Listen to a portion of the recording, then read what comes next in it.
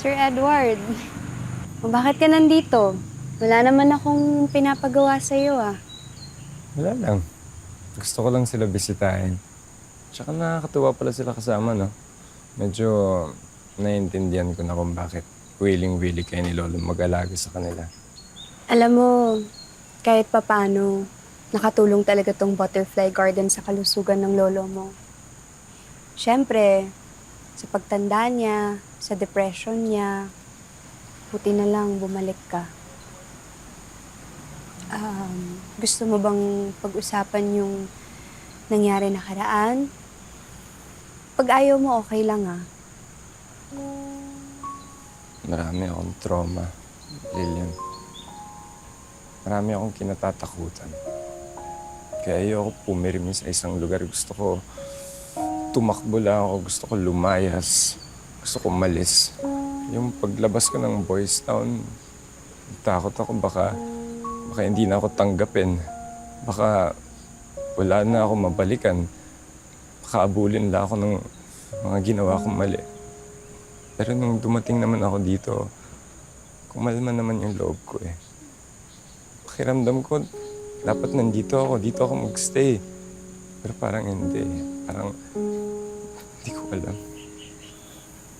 Sir Edward, alam mo, lagi mong tandaan na pwede kang magstay for as long as you want.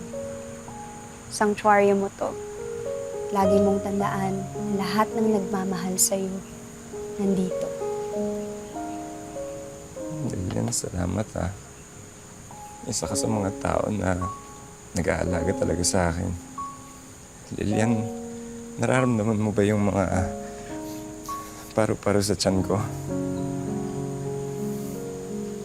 Lilian, parang meaning nun, gusto na kita. Ay, pasensya na, hindi komportable sa'yo. Una na ako. Sir Edward,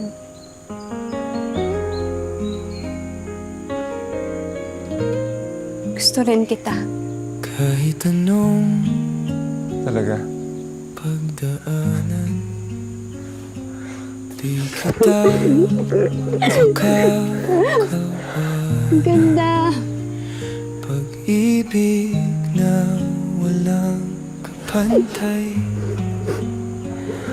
sa gitna ng kalawakan, ikaw ang kinang. Alam mo, thank you talaga dahil sinamahan mo ako mamalengke. Siyempre naman. Mamaya, kung sino magpakit sa'yo, maagawan pa ako eh. Sus! Puro ka ganyan, tapos mangiiwan ka lang din naman. Hoy, hindi ko gagawin yun ha. Uy, pre! Oh, ginagawa mo dito? Pinuntahan kita dito nung karana, hindi mo ako sinipot. Pasensya na, tol. Marami kasi akong ginagawa eh. Ito nga pala si Lilian. Si Julio. Lilian, pwede bang mauna ka muna sa loob, ha? Sigurado ka ba? Please. Sige. Ano? Ibalita na pala ako sa pamilya ni Christian. Bro, hindi ko nga alam kung kaya ko gawin eh. Katalawang isip nga ako eh. Seryoso ka ba? Buong panahon nung nasa Boys Town ka, ang sabi mo, paglabas mo, unahin mo ang pamilya ni Christian. Problema mo, hindi ko nga alam kung kaya ko gawin eh. Dahil kay Christian, kaya ka nandito, di ba? Kaya ka nakulong. E ngayon nandito ka na, ngayon ka pa atras. Dahil ba doon? Ano? Si Lilian? Wala siyang kinalaman dito. Sa atin lang to. Huwag nga ako, kilala kita, tuso ka. Hindi sila yung mga tipuhan mo. Alam ko lahat ng kalokohan mo, ang tagal natin nagsama. Naiikot mo lang si Lilian para makuha mo tong mansyon na to. Huwag ka nga magsalita sa akin ng ganyan. Gusto ko talaga si Lilian. Siya lang yung babae na nakapagbabago ng pananaw ko sa buhay. Naintindihan mo ba yun? Talaga ba? Eh di congrats, ikaw na. Mas ka nga.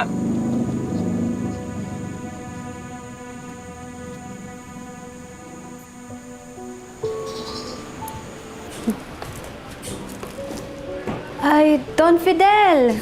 Ano pong nangyayari? Okay lang po ba kayo? Ate Lilian, wala na po siya. Nakaalis na. Dala niya po lahat ng gamit niya.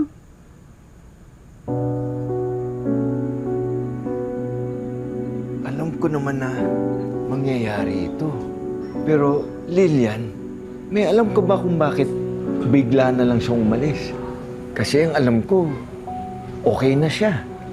Sorry po, Don Fidel, pero kahapon po kasi may kinakausap siyang kaibigan niyang Julio. Baka siya yung kasama niya ngayon. O saan daw sila pupunta? Di ko rin po alam pero narinig ko po na may pinag-uusapan silang Christian. At parang may unfinished business daw si Edward sa pamilya nun eh.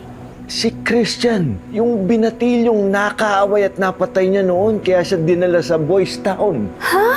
Naku, sana naman walang gagawing masama na naman si Edward. Don Fidel! Don Fidel! Don Fidel!